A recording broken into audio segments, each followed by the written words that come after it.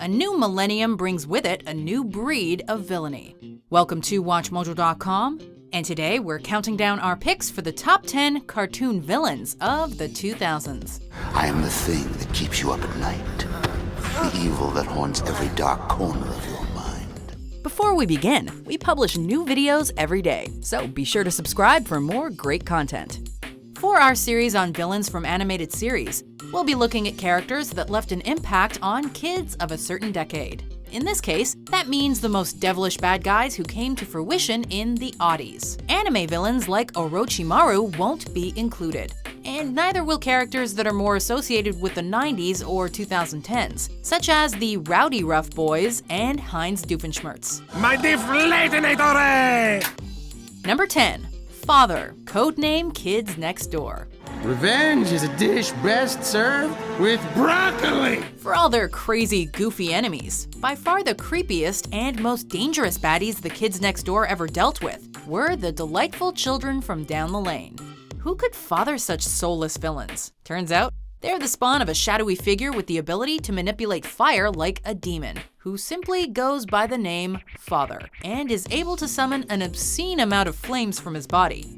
Father is the most dangerous adult the kids next door have ever had to face, and he brings a deadly new meaning to the phrase, time out.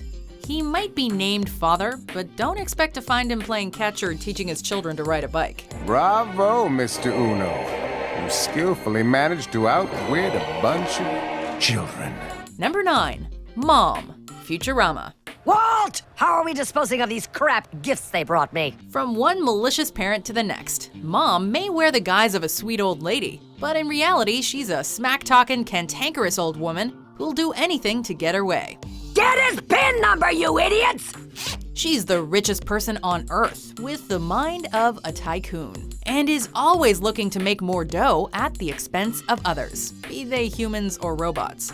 You've noticed I design all my robots with antennas. Everyone thinks it's just to make them look more science fiction-y. Her villainous nature is made all the more hilarious with the addition of her filthy habits, whether it's her constant smoking or her unsettling on-again, off-again sex life with Professor Farnsworth. Her sons are proof of her poor parenting skills, and, somewhat fortunately, are the most frequent targets of her abuse. I hate Mother's Day, you dribbling pukes! Number 8. Dr. Drakken, Kim Possible. Well, you're our archenemy. I don't think he even knows my name. The world's greatest teenage spy deserves an equally menacing nemesis. However, that's not the case for Kim Possible, who got stuck with Drakken, a petty, easily riled up megalomaniac who is constantly foiled in his plans for domination. You think to thwart my plan? He may have a brilliant mind, but his bumbling attitude always ends up leading to his downfall, a flaw that may leave him wallowing in defeat, but makes us split our sides in laughter. Shigo may be the more lethal of the two in terms of combat, but there's no way we'd leave the Dr. Evil of cartoon characters off of this list. Watch as this state-of-the-art assembly line becomes the ultimate robot warrior! Number 7.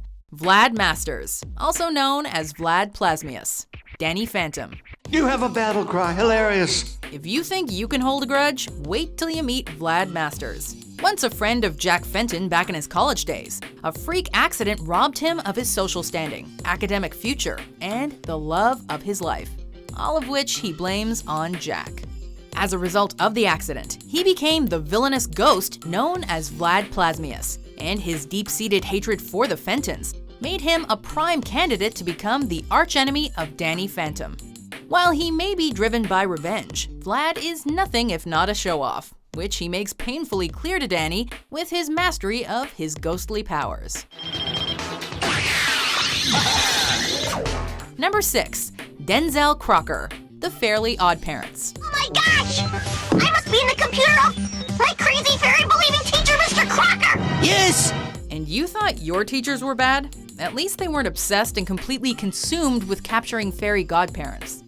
Timmy Turner's psychotic homeroom teacher only has one goal in life, and that's to prove to the world that he's not as insane as everyone thinks he is, and that his student does indeed have magical fairies at his disposal. Finally, I have proof. Proof!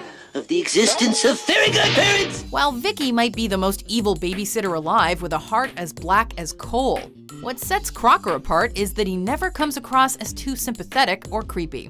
Just the right amount of crazy. Is it me, or is Crocker gone crazy with pop quizzes? Pop quiz? That's a yes. His over-the-top, gravity-defying freakouts whenever someone even mentions the existence of fairies are also the highlight of any episode. He was given mind-reading powers by... fairy godparents! Number 5. Gorrath, Megas XLR. Send in a UMD. This alien commander really doesn't like humans. The master of the Glorft army, Gorrath travels back in time to present-day Earth in pursuit of the ultimate robot known as Megas, which stands for Mechanized Earthguard Attack System. Megas and the unlikely slacker hero Coop are the only hope mankind has left to defend itself from total extinction. Attention, Earther Drakes. Surrender the stolen warbot, or we vaporize this city. Unfortunately for Gorrath, he's not prepared for the unstoppable, totally pimped-out XLR version of Megas, complete with an awesome new paint job and a New Jersey attitude to boot. Despite his various defeats and the majority of his forces getting blown to pieces, Gorrath is not one to back down. This show had plenty of memorable characters, but on any given episode, Gorrath would steal the show. We'll meet again, Earther Filth. And next time, I'll destroy your world. Number 4. Slade, Teen Titans. Who is Slade? Who is Slade? From his very first appearance, there was no doubt that this masked mastermind meant business. Voiced by Ron Perlman, this updated version of the DC Comics character Deathstroke is a force to be reckoned with. Come now, Robin. You'll have to do better than that. I haven't even broken a sweat. Though he's strong enough to take on the Titans all on his own, his motivation for most of the series is finding an apprentice to carry on his dark legacy. But even when that fails, he always seems to have another plan right up his sleeve. In fact, he's so badass that he manages to haunt Robin from beyond the grave, and even makes a deal with a literal devil in order to come back from the dead, only to turn on him and actually kick his ass. That's impressively evil.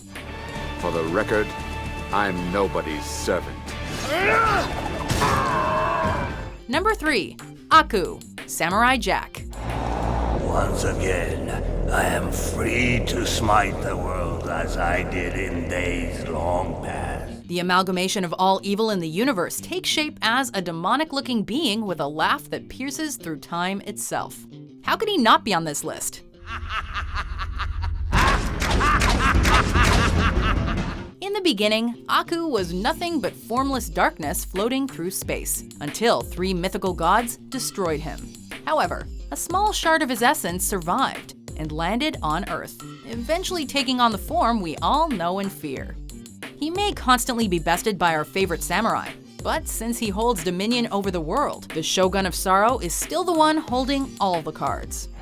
Who dares to summon the Master of Masters? Number 2. The Monarch, the Venture Brothers.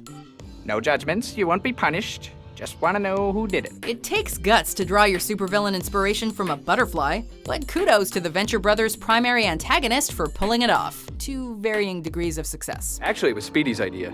Great, so it was Speedy's idea. With a deep-rooted, obsessive hatred for Thaddeus Venture, the Monarch is the supervillain we often find ourselves rooting for due to just how pathetically incompetent he actually is. Which one of my special boys is in the mood for piping hot cookies? Still, considering he's a wimp that doesn't exactly know much about butterflies, he still manages to gain a group of devoted henchmen, not to mention a smoking hot yet rather gravelly voiced partner in the form of Dr. Mrs. the Monarch. Well played. And you're right, they do need a father, so you go down there and you love those boys and never let go. Before we reveal our number 1 pick, here are some honorable mentions. And I have come for the Omnitrix. And, I'm guessing you're not with the good guys. Read my lips. No treasure for you. The Batman. I thought you would never arrive. Number 1. Fire Lord Ozai, Avatar, The Last Airbender.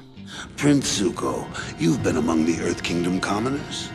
Do you think that adding more troops will stop these rebellions? While this villain remained shrouded in mystery for the majority of the series, his influence could be felt in every single episode. As the ruler of the Fire Nation, he causes extensive suffering, which can be seen in the oppression of the Water Tribe, as well as on the scarred face of his own son. And all of that happens before he even takes center stage as the main antagonist.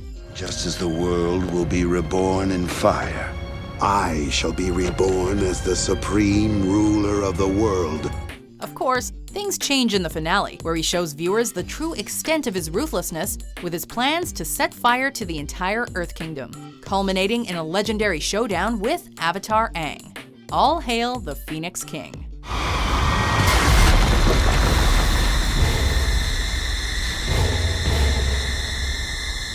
Do you agree with our picks? Check out these other great clips from WatchMojo and subscribe for new videos every day.